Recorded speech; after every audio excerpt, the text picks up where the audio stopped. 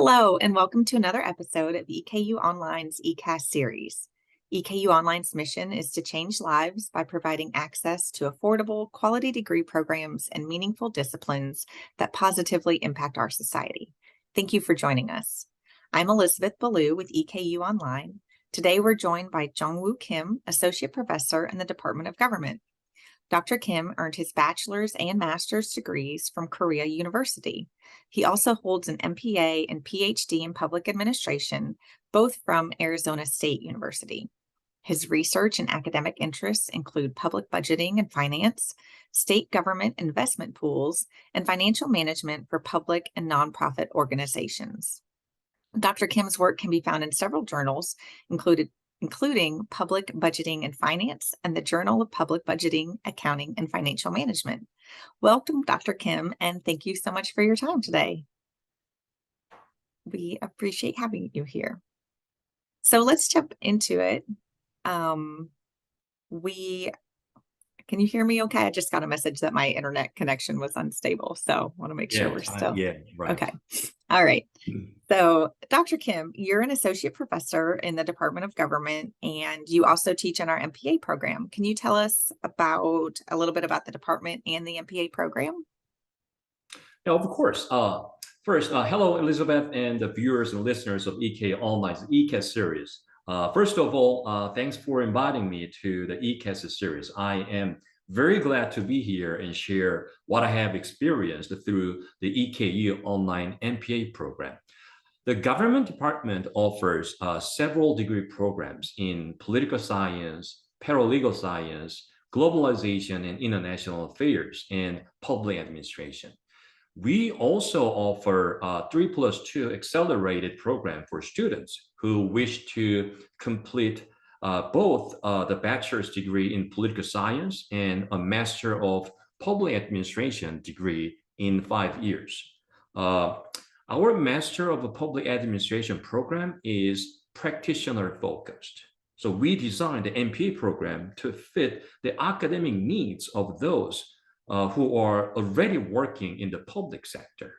The MPA program also serves new college graduates who are interested in working in the public sector or nonprofit organizations. Great. Sounds like a lot of great offerings in the department.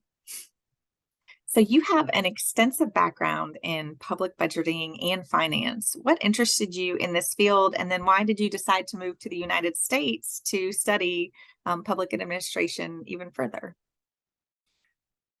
Wow, this is a really good question. Let me think about where I should start because there were different steps and several occasions that shaped my academic interest. Maybe I should first talk about the big question I had in college. It may sound silly, but I was very serious about asking and finding the reason why we pay taxes. So at that time, there was no internet service like we have today, and like no Wikipedia or no Investopedia or whatever that I could use and search for a quick answer. And I didn't want sort of rhetorical answers that I could find in a magazine or newspaper opinion section. So I wanted something fundamental and also theoretical. Well,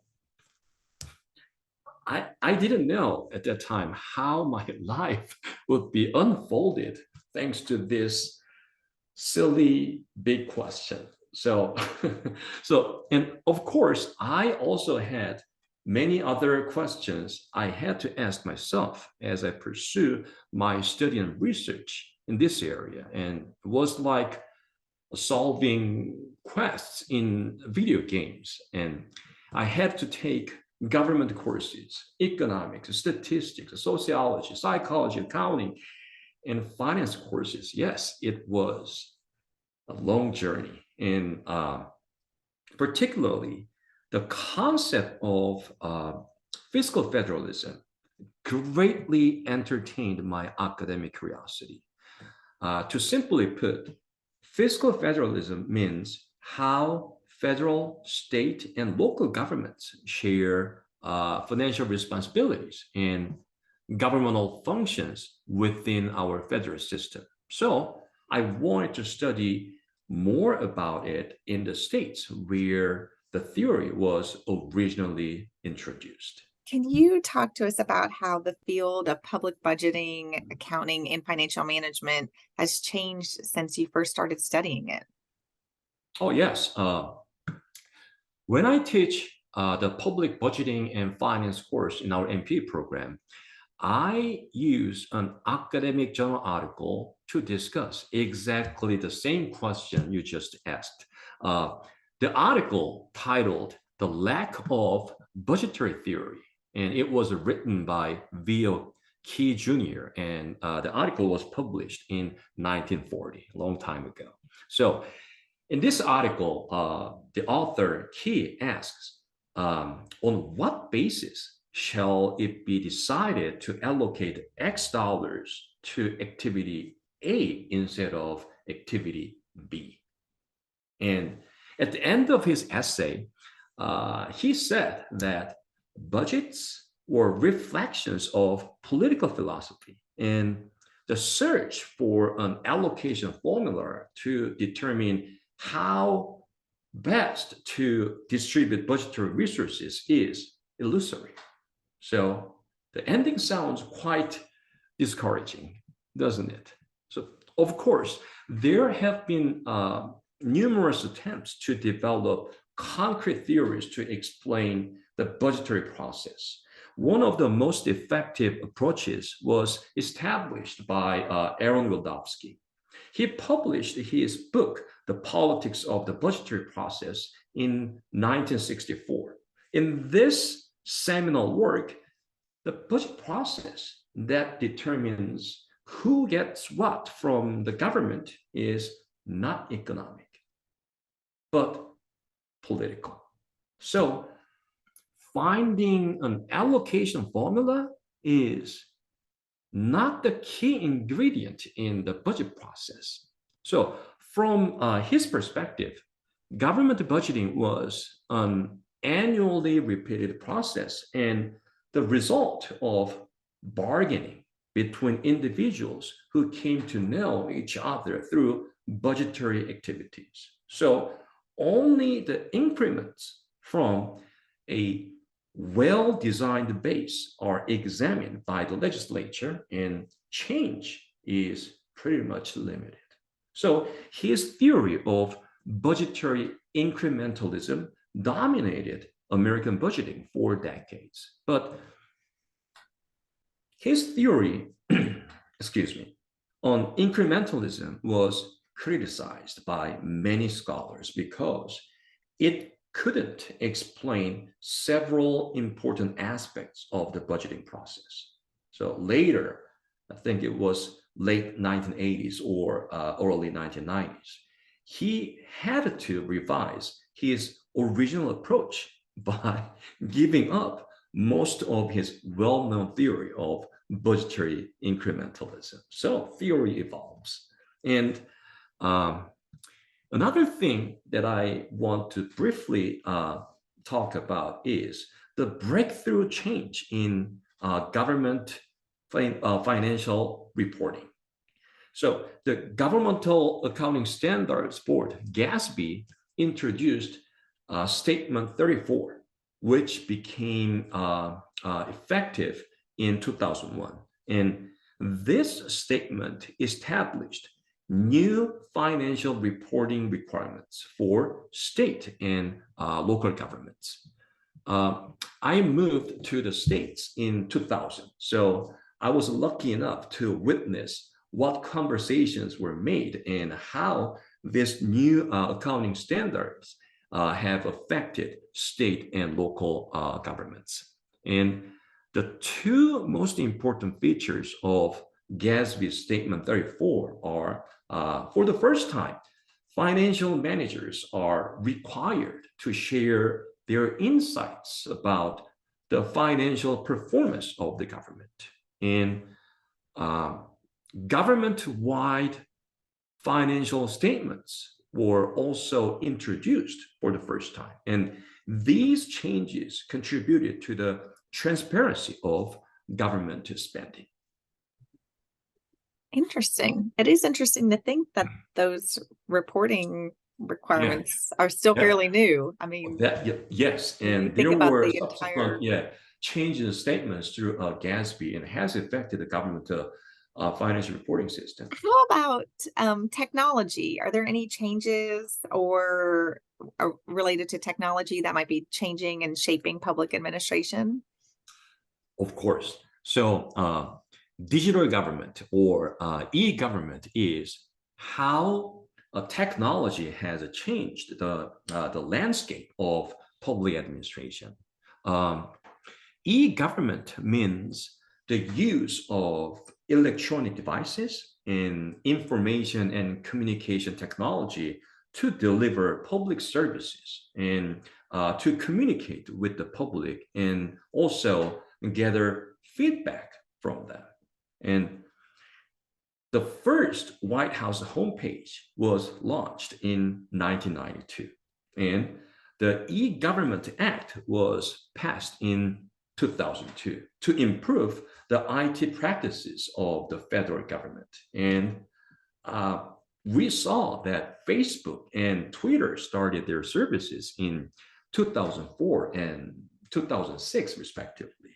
So technology advances and the promise of e-government allowed us citizens to access government information and services on their terms. And we can also bring issues or concerns to the attention of local, state, and federal governments much faster, much easier, and more effectively than before. Yes, it has opened a new channel, totally new channel where citizens can be better connected with the government. However, the advent of technology has also created issues, rather unexpected, and the government had to tackle such issues.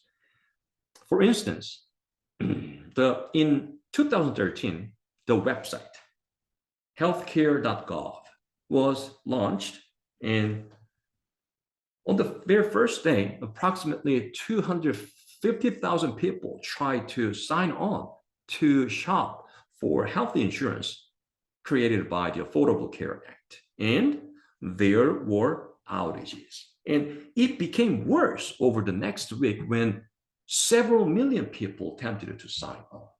So, although the technical design was extraordinarily complex, it was concluded that the most critical failing was the human factor of clear leadership. And there are also many other policy issues, such as cybersecurity challenges and the transmission of fake news and limited access to technology because of the lack of needed networking infrastructures and the cost of access. It's amazing. And it's all happening so quickly, it feels like, Oh, those yeah. changes. How do you stay up to date and involved in the field? Do you make sure you're getting the most recent information to share with students? Yeah. So I would say holding professional memberships to major academic associations in the public administration fields is very effective. So I can receive the most up-to-date news and very significant changes in policy and also new approaches in the PA field through proper and trustworthy channels. And of course, reading academic journal articles, new articles help me a lot to stay up to date. And most importantly, the new approaches that I can attain through various channels are great sources to develop and advance my teaching materials for our EKU students. And I also attend academic conferences, and I am a regular attendee of conferences held by major associations like the Association for Budgeting and Financial Management and the American Society for Public Administration and the Southeastern Conference for Public Administration. And recently, Eastern Kentucky University and the College of Letters, Arts, and Social Sciences hosted the 2022 annual Southeastern Conference for Public Administration here in Lexington. And after 2 years of COVID, the SECOPA conference was back live and in person this year. And there were 44 panels and over 200 papers were presented at the conference. And I am very proud that our own EKU MP program and our MPA faculties played very important roles to run the conference successfully. That's fantastic. It sounds like it was very successful. I'm sure everyone was happy Yeah, to and excited to get back together again in yeah. person, and that's great. So let's switch topics a little bit and talk about online teaching. What MPA courses do you teach online, and what do you enjoy about teaching in this mode of education? Oh, yeah. In the spring semesters, I teach POL 877, Public Finance Administration. And in the fall semesters, I teach POL 800, Research Methods. And they are core courses of the MPA curriculum. And during the summer, I teach POL 847, Grant Writing, and POL 835, Intergovernmental Relations. And over the last year, I also developed a new MPA course, POL 880, Nonprofit Financial Management. And that course was first offered this past summer. And regarding what I like about this mode of education, most of all, I would say I like it because it is ubiquitous, meaning that it is everywhere. So with my laptop and internet access, I can reach out to my students and interact with them anywhere. So at any time. So I like it very much. And it is also very flexible. So students don't have to finish all course materials in one sitting. So this is particularly important for students who are in service, full-time job. And they don't have to commit full 50 minutes, 75 minutes, or even 3 hours like in a traditional face-to-face setting. You can spare a short amount of time and keep working on the course materials. This approach, in a sense, could be very beneficial to stimulate your brain subconsciously and keep thinking about what you're learning, even while you are working on other stuff. Thus, when they are back to the course materials, they will experience an increased level of comprehension of the topics they were working on. Yeah, it's very effective. That's great. So I've heard from quite a few faculty that, preparing for an in-person class can be very different from online. So what is your process to develop and teach online courses? Let me share my anecdotal experience in online teaching. I taught my first online statistics course in 2007. Many of my colleagues asked me how statistics can be taught online without any face-to-face interaction. Even I had to question myself, really? Teaching statistics online? So it was really, really difficult question. And yes, we were suspicious of the delivery method of teaching statistics. And interestingly, however, I noticed that students were getting used to that system and even liked the new way of learning statistics.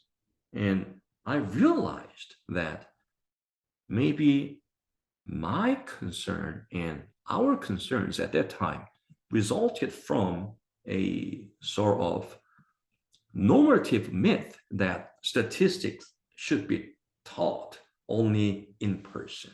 So we were not focusing on the learning process from a student perspective. We only worried about how to deliver the knowledge. So when I design my online courses, I first ask myself how I would study the course materials.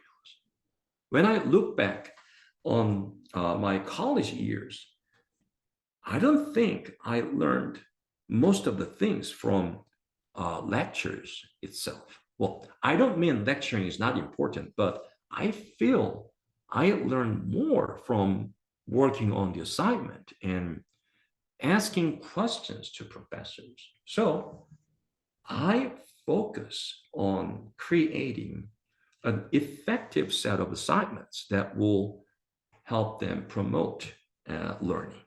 And let me take an example. When I first arrived at EKU in 2016, I was asked to redevelop POL 800 research methods. At that time, I heard that there were many complaints that POL 800 is unnecessarily difficult. Well, this course, POL 800, is a fundamental course to enhance our MPA students' ability in conducting and evaluating public administration research. However, I thought that the previous format of 800 is not adequately designed to achieve learning in the online environment. So I attempted to remove two barriers that have impeded students' success and learning in the course. They are, excuse me, a systematic barrier that was embedded in the course structure and a psychological barrier that students experienced while studying the subject. So to tackle the first issue, I emphasized conceptual understanding rather than mere knowledge of procedures by providing meaningful problem sets. And to provide more live and clear delivery of knowledge, I recorded my lecture videos at the Instructional Design Center using the Lightboard technology. By the way, I am right-handed, but due to the technology, my students thought I am left-handed and asked me how I can write so neatly with my left hand. And also, discussion forum questions and assessments were developed to foster active learning. And to tackle the second issue, I prioritized the topics and incorporated only the essential topics that fit with an introductory statistics course. It was true that many of the students struggled in the class because the workload was incredibly heavy and it created a psychological barrier that they could not succeed.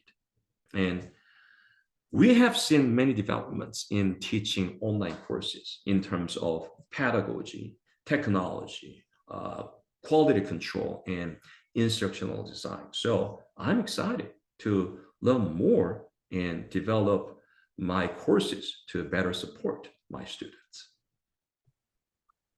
Great. It's great that you recognize the sort of self-imposed psychological barrier that students were facing. I think so often I was talking with that faculty member the other day, and she was saying so often just an email saying you're doing a good job goes a really long way with online students and Yeah, yeah, just those psychological issues yeah. that they come Oh, across. So yeah. that's great you address that.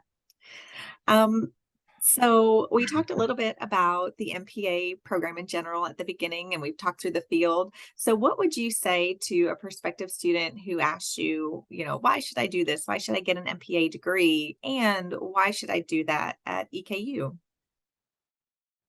Yeah, that is really good question. And first, the skills you will learn in our MP program will eventually help you develop problem solving. So, as a leader and future leader, you should be able to formulate ideas and come up with a plan to solve the problem. And through our MP program, you will learn how to identify the problem and how to analyze the information and how to interpret the results from your research and find a recommended solution. The second, you will also learn how to allocate resources more efficiently and effectively. So leaders and managers in public and nonprofit sector should be able to manage and allocate available resources to achieve the objectives of the organizations. And lastly, our MP program will help you become a better decision maker. So knowledge of the research process in other area and analytic methods will help you digest and understand academic reports and critically being able to evaluate the reliability of the research. And our MP program provides a variety of ways to prepare you to be successful in your future career, in your current career or future career. So there are 4 areas of concentration, and we also offer 4 certificates. Therefore, you will be able to build expertise in your chosen area as you pursue your degree program in our MP program. Great, thank you. So we're getting close to the end of our questions. I always like to wrap up these interviews by asking if you could just share with our listeners and viewers a little bit about your personal interests. I'm sure you don't have a ton of free time as a faculty member. I know there's always something going on, but what is it you like to do in your spare time? Finding spare time is very challenging, but if I have some spare time, I am very interested in media production, like photo shooting and video editing. So when you visit the government department webpage, you will find the faculty photos, which are taken by me. So they are my products. And during my stay at home year in 2020 due to COVID, I helped my church to produce a series of virtual choirs. So I don't know if you ever seen virtual choirs on YouTube or over the internet, but it was a very fun project. I designed everything from recording logistics and to like video editing. And I also help a local Korean language program in Lexington. And I hope to see that EKU in the future can offer more foreign language courses and promote learning other cultures that will eventually benefit all of us by promoting diversity in the EKU community as well as in our lives. Great. I'm going to have to check out the MPA website now to see some of your work. That's Oh, great. Um, so that's the end of our formal questions. Is there anything else that you'd like to share with our audience today? oh yeah, of course. I also lead the Institute for Public and International Affairs as a director within government department. IPIA is housed in our department, government department, and it was launched 3 years ago. And this institute, IPIA, aims to cultivate learning and research opportunities through collaborations with international scholars and professionals. And we provide various opportunities for international professionals from abroad to advance their problem solving skills, leadership skills, as well as decision making strategies. Uh, Through collaborations with EKU faculties, I envision that the IPIA, Department of Government, and EKU become the place that promotes continuing education, research, and training opportunities for international government officials and business and public organization leaders. Uh, in 2019, collaborating with eCampus, the Department of Government, the School of Safety, Security, and Emergency Management, also the National Emergency Management Association, and the Kentucky National Guard. We hosted a meeting with delegations from the Ecuador government to discuss education and training opportunities of disasters and emergency management at EKU.